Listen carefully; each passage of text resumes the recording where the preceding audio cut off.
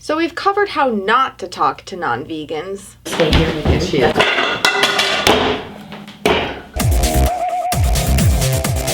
You know meat contains poop. You know milk contains pus.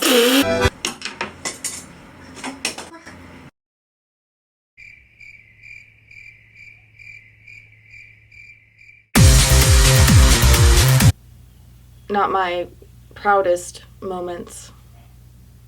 But today we're going to talk about how to talk to non-vegans. I promise I won't hit this time.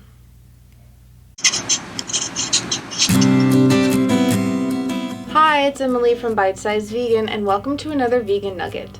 I'm asked all the time about how to effectively talk to non-vegans, or even purely dietary vegans, to help them make the connection or a deeper connection.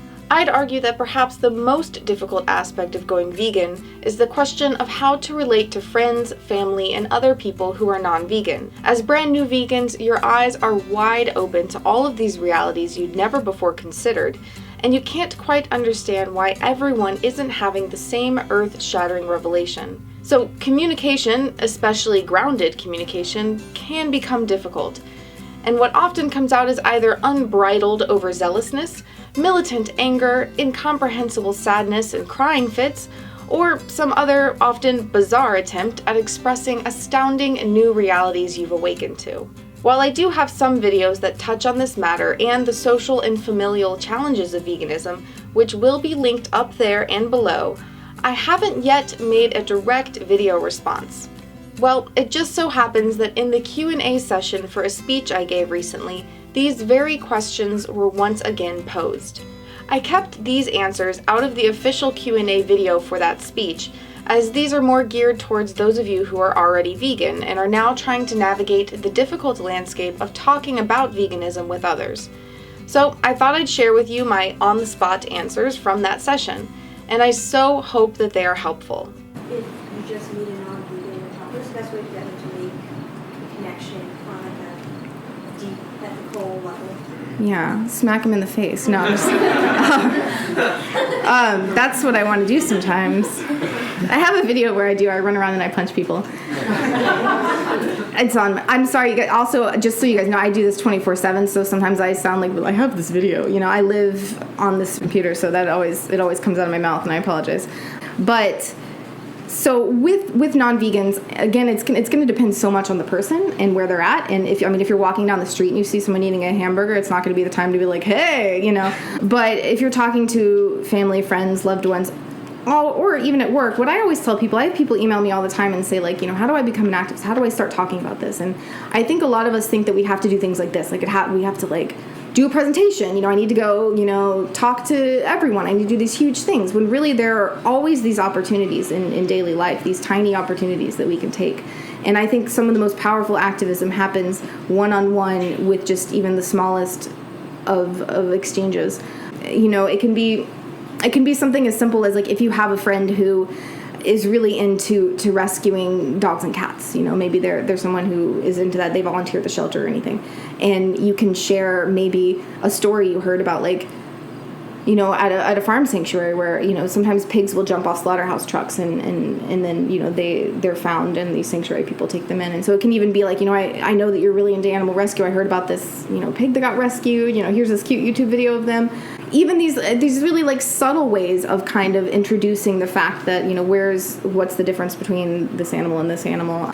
In general, because I can't speak to every situation and every person, I find the most effective manner is meeting people where they're at, finding that common ground, like finding what their interests are and where there's an entry point. Because for each person, that's going to be different. Like, maybe they're a super, super health nut, you know, and they're really wanting to, like, cleanse or something. You can kind of start bringing in some information about, you know, what animal products do to your body. You know, if they're really a huge environmentalists and they recycle and they bike everywhere, you know, you can, you know, drop some of the facts that are just astounding, you know, because that can really hit someone. But I think in general, it's kind of meeting them where they are at and trying to make it as approachable as possible and as non-confrontational as possible. Now, there's a balance there between Like, I try to be really approachable with my activism, but I will never compromise on the actual facts and on the actual morals. I'll never say, oh, it's okay to do X, Y, or Z because you're trying your best. There's a way to walk that line, and it's difficult at first, but kind of doing that of, like, being approachable, honoring where they're at while not excusing away behavior. But we have to kind of try to meet people where they're at and lead them rather than expect them to be where we are, because once you go vegan and you do realize all of these things, it's almost unfathomable that other people don't see it.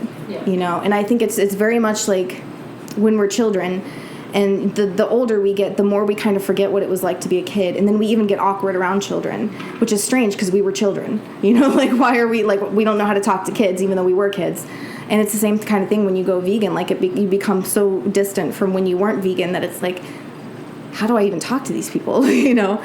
So I think a lot of it, too, is trying to remember where you were at and remember that, like I said, you're going to get people who are just aggressive and rude and not open, but a lot of people just don't know any better. And I think it's also important to be mindful of the fact that, like, I get asked the same questions millions of times, like, where do I get my protein, things like that. And it's really easy for me to be like, oh my God.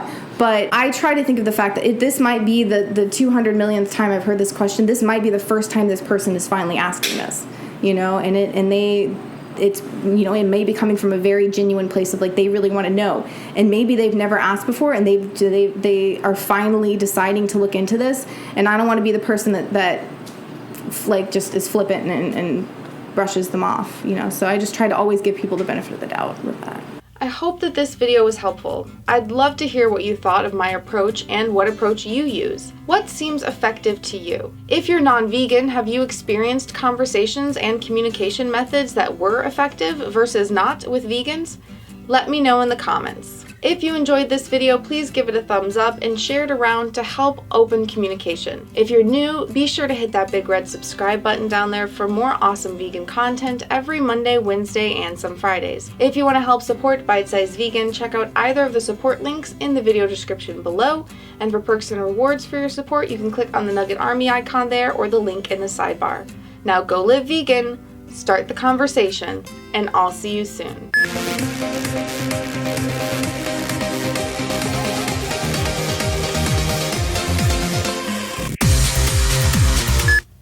Okay, that one I'm kind of proud of.